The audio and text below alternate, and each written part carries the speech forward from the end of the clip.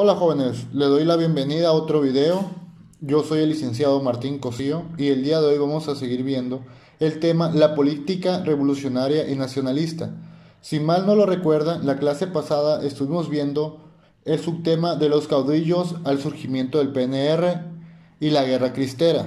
El día de hoy veremos las organizaciones sindicales y campesinos, la reforma agraria y el cardenismo. Bien, vamos a comenzar primeramente con el aprendizaje esperado de este tema, que es describir los cambios de un régimen de caudillos a uno presidencial y la importancia de las políticas sociales en su desarrollo. Ahora bien, jóvenes, vamos a comenzar con el primer tema. Organizaciones sindicales y campesinas. Como lo recordarás, durante el Porfiriato surgieron organizaciones obreras y campesinas, pero sufrieron represiones cuando se atravesaron a expresar sus demandas.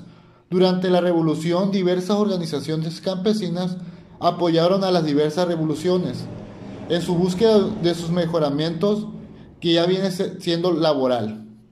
Sin embargo, ya vimos que con el triunfo del constitucionalismo, muchas organizaciones fueron cambiando y se fueron debilitando, mientras que otras se fueron transformando en apoyo con los gobernantes en su turno, lo que se conoce como corporativismo.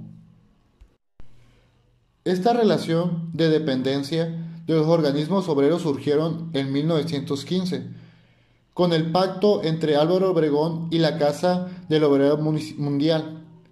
Esto generó una división entre obreros y campesinos que facilitó el triunfo de Carranza sobre los revolucionarios más radicales como Zapata y Villa. Los compromisos que adquirieron fue Carranza con la Casa de Obreros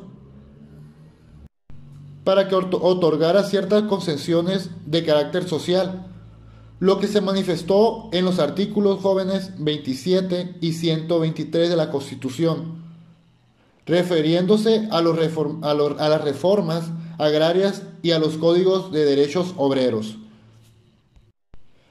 A partir de la fundación del PNR, numerosas organizaciones de obreros se aliaron a estos partidos jóvenes. La más grande fue la Confederación de Trabajadores de México, fundada en 1936, que creció conforme al aumento de la población urbana. Esta organización sirvió para reunir a los obreros en apoyo a los gobiernos, más que para defender las necesidades de sus integrantes. Por su parte, en 1938 surgió la Confederación Nacional Campesina, como la agrupación campesina más importante, con propósitos similares a los de CTM. Bien, jóvenes, ahora vamos a ver la reforma agraria. Debido a la difícil situación de despojo, por lo que atravesó la población durante el último cuarto del siglo XIX y la primera década del siglo XX, el reparto de las tierras fue la principal demanda que unió a los campesinos contra el gobierno de Díaz. Con su plan de Ayala, el zapatismo planeó la explotación de algunas haciendas. En un punto sexto en este documento señala, se lo voy a leer, jóvenes, precisamente: hacemos constar que los terrenos, montes y aguas que hayan usurpado los hacendados, científicos o caciques, entraron en posesión de estos bienes inmuebles. Desde luego, los pueblos, los ciudadanos que tengan sus títulos, de las cuales han sido despojados por la mala fe de nuestros opresores, manteniendo a todo trance las armas en las manos mencionadas, y los supresores que consideren con derecho a ellos los pondremos en los tribunales especiales que establecerán al triunfo de la revolución. Bien, jóvenes, en abril de 1912, bajo el plan de Ayala, se dio el primer reparto agrario. Carranza, para debilitar el zapatismo, promulgó en 1915 una ley en materia agraria que parecería más radical, pero prácticamente no se aplicó, jóvenes. Ya se lo había mencionado en las clases pasadas. Todo esto ya lo vimos en las clases pasadas, jóvenes. Durante los gobiernos de Obregón y Calles se apoyó a la medida y gran propiedad, así un limitado reparto agrario, que casi no afectó ni a los hacendados, a los que incluso devolvieron tierras expropiadas durante la Revolución. Solo entregaron tierras en los lugares donde la presión social lo había inevitable, como en el estado de Morelos. Y las pocas repartidas entre los campesinos fueron parcelas de 1 a 5 hectáreas, de baja calidad y sin posibilidades de riesgo. La principal asignación de tierras ocurrió durante la presidencia de Lázaro Cárdenas, que vamos a ver en el siguiente tema, jóvenes, ¿sí? Ahora sí, jóvenes, el cardenismo. En 1934 ocurrieron nuevamente elecciones presidenciales, jóvenes. El candidato del PNR fue Lázaro Cárdenas. El general Calles aceptó su candidatura porque pensaba que podría influir en él, como lo había hecho con los presidentes anteriores. Pero Cárdenas recibió apoyo de los sindicatos de las grandes industrias, como los ferrocarriles, mineros, electricistas, así como el Partido Comunista, y de amplios sectores magistrados.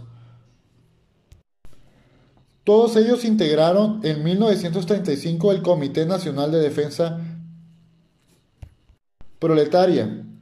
Cárdenas buscaba llevar más a fondo los cambios establecidos en la Constitución. Por eso constituyó al viejo gabinete por uno nuevo. Y en 1936 expulsó del país a Calles, jóvenes. También, jóvenes, para que tengan claro el tema, una de las principales preocupaciones de Cárdenas fue la situación del campo. Emprendió una forma agraria que buscó beneficiar a la población campesina, lo que marcó la diferencia con los gobiernos anteriores.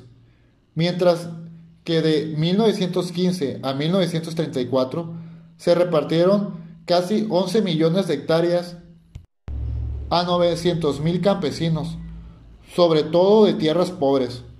Entre 1934 a 1940 se entregaron alrededor de 18 millones de hectáreas entre más de 700,000 ejidatarios. Además se estableció el ejido como el tipo de propiedad de tierras para los campesinos. A partir del Comité de Defensa Proletaria, en 1936 se formó la Confederación de Trabajadores de México, dirigida por Vicente Toledano, de 1936 a 1940. El periodo cardenista, esta central recibió apoyo del gobierno en sus disputas contra el sector patronal, lo que contribuyó a que los trabajadores se beneficiaron con los contratos colectivos de trabajo. Bien, jóvenes, hasta aquí ha sido todo. Nos vemos en el próximo video y les mando un saludo y un abrazo. Hasta luego.